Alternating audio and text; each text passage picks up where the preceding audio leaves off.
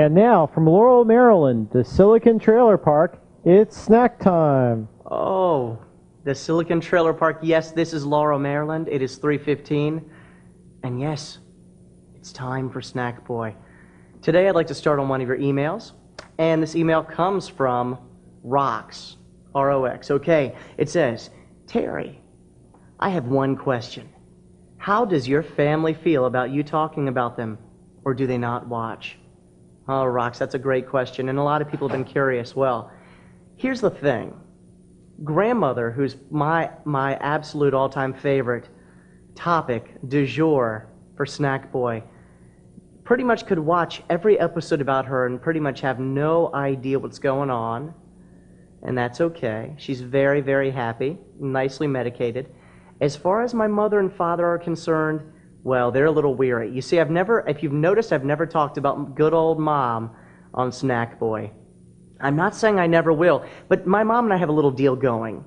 She says that basically she'll keep the rest of the family, i.e. Aunt Jane, Grandma, my brother and his wife, from knowing our dirty little story secrets that we're telling. Of course, they're truth. Hey, if you don't want it told on Snackboy, don't live it. Is that beautiful sentiment? But as long as I don't drag my mother and father into the abyss of storytelling, they don't have a whole lot of problem with Snackboy because, hey, they talk this way about our family too. Thank you for writing in, Rox, and that's a great question. And because of this festive email, that's right. Today we're going to do a new show on Grandma. Grandma. I think this is the third or the fourth episode on Grandma, and the reason I keep coming back to Grandma is because there's just so darn much good stuff to say about her. And yesterday, I visited my family's home in beautiful Silver Spring, Maryland, near Laurel. And while visiting, my mother said, Terry, in the kitchen, she said, Terry, I think you should go talk to Grandma. I said, Mom, why? And she said, Grandma is just not feeling too well today, and it'd be a nice thing to do. So I walked into that back bedroom, and I said, Grandma, how are you doing? And she looked up at me and she said, I hope that your Aunt Jane is going to take me to bingo tomorrow night. I said, Grandma, she will. And she looked up at me and said, what? I said, she will. And she goes, who will what? I said, Grandma, I'm sure Aunt Jane will take you to bingo. Huh?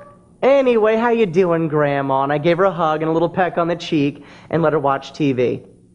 After that, my mom went into the room, and like the dutiful nurse/daughter that she is, she gave my grandmother 2 of her new pills. That's right, everybody. Good news, Grandma is on new medication. And this is reason to celebrate. Let me tell you why. Grandma is incredible on these new pills. She's happier, she's more creative, and she's living that Fantasia life that we know she should be living. And here's the conversation. That's right, today's show is on the conversation I had with Grandma. I was sitting there reading a book on the couch of my family's home when about 45 minutes later, after taking the pills, maybe an hour, Grandma comes to join me on the couch. She's wearing a long t-shirt that goes to her knees, and she's got a diaper on under it. Hey, when I get that old, I'll probably have a diaper too. I'm not cutting Grandma down for anything she has potty-wise. But she was playing with the diaper. She was twisting it around her whole body. The diaper started forward. I could hear the Velcro snatching and unsnatching as she twisted it around her whole body and sat down, still clutching at her diaper through her long t-shirt with the little cat picture on it. And I could tell that Grandma was ready for a good, heartfelt talk. She looked at me and she goes, are you coming to Atlantic City with us? And I said, no. And she goes, why not? And I said, Grandma, who's taking you to Atlantic City? Well, for everyone out there who's in Europe or not near Atlantic City is a gambling haven. She said, well, it's going to be me and your mother and Aunt Lon and Aunt, Jane. All of a sudden, my brother's wife, Kate, runs in. I can't find my keys. Oh, no, where are my keys? And Grandma looks at me and goes, what's she looking for? And I said, she's looking for her keys. And she looks down at our dog, our little bulldog, Marla. And she says, Marla, what did you do with her keys? Marla, what did you do with them? And then she stops and she forgot what she was talking about. She goes, Marla, what are you looking for? I said, Grandma, what are you talking about? And she ignores me. She can't hear me. She goes, Marla, what are you looking for? What are you doing? And I said, Grandma, what are you going to do in Atlantic City? And she looks at me and she says, Atlantic City? I never met him. I said, Grandma, Atlantic City, you're going to gamble in Atlantic City with my mom and Aunt Lauren and Aunt Jane. And she goes, well, I have to meet him first.